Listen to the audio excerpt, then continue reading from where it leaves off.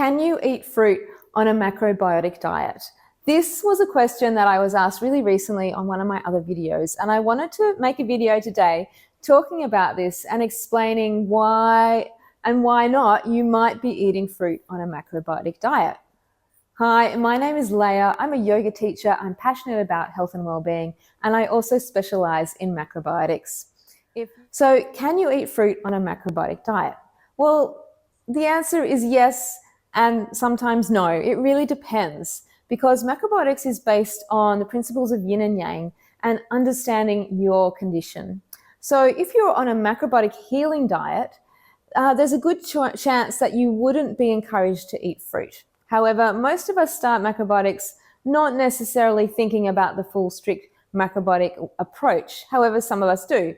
So my recommendation would be, if you are going to be eating fruit, then try and choose fruits that grow in your area, in your climatic zone. So for instance, I live in South Australia. It's a sort of Mediterranean type of climate here. And the things that are growing right now, it's autumn. We have apples and pears, and things like mandarins are coming into season. So if I was going to be eating fruit, they would be the fruits that I would choose because they grow locally.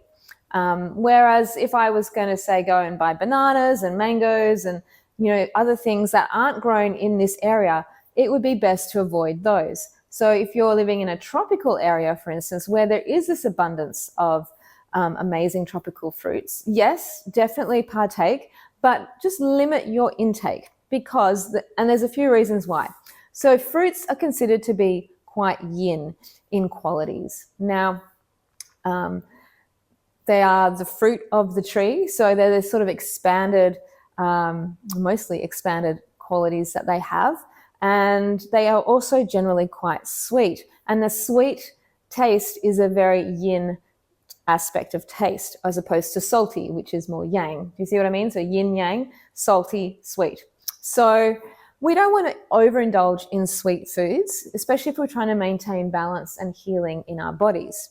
So that's why in some areas, fruit is generally recommended to be a minimum, maybe 1 piece a day, at the most 2. And that's kind of a standard recommendation, but just to avoid fruits that don't grow in your region. And if you are suffering from things like degenerative spine conditions, constant fatigue, tiredness, lethargy, then it would be wise to take fruit out of your diet, and sugar for that matter, for a period of time to see if your condition improved, because that would be a sign of a yin condition, and you want to bring your body into a more yang condition. So avoiding the yin foods will help bring your body back into a more yang contracted state.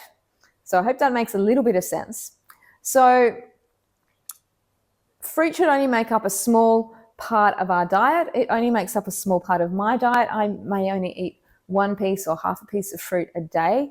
In summer though, when it's warmer, it's more hot, I may eat more fruit during the day. And it's summertime, there's this beautiful abundance, especially here where I live. There's lots of stone fruits and melons and things like cherries and peaches and all those beautiful, yummy, sweet, delicious summer fruits. And it's kind of okay to eat a bit more fruit in summer if your body can handle it. Okay, but like I said, if you have those conditions, then best to cut down or avoid. Now, one thing to note is that cooking will help make fruit a little bit more yang. So if you're going to stew your apples with a pinch of salt, a little bit of water to make them soft and sort of, more easier to digest, then that's a really great approach.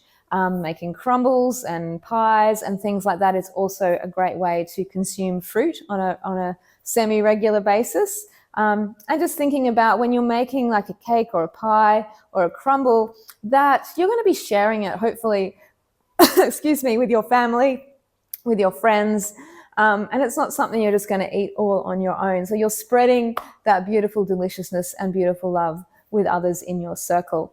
Other ways you can include fruit in a macrobiotic diet would be to finely slice them, maybe put them in a salad. So you might want to slice some apple, pear, or even orange segments and add them to a salad that's grain-based perhaps, or has some nuts in it as well. And it's a great way to add some crunch and different flavors and textures into a meal. And also things like dried fruits are really great. You could add like dried cranberries, sultanas, currants even into a salad as well. I love to make a rice salad with some currants and pickled onion and lots of veggies and greens and things. And that's a beautiful way to add a little bit of sweetness into your day, not necessarily eating handfuls and handfuls of fruit. So they're my tips for including fruit in a macrobiotic diet. Ideally, we're not eating too much fruit. And of course, depending on your condition, if you're very yang, if you're eating a lot of meat and salt and your body is very tight, then maybe having some more fruit on a regular basis is actually a good thing to release and let go of some of that tension, because having fruit will soften and relax the body. But like I said, if you do have any degenerative spine conditions or extreme fatigue, then I would recommend avoiding having too much fruit too regularly.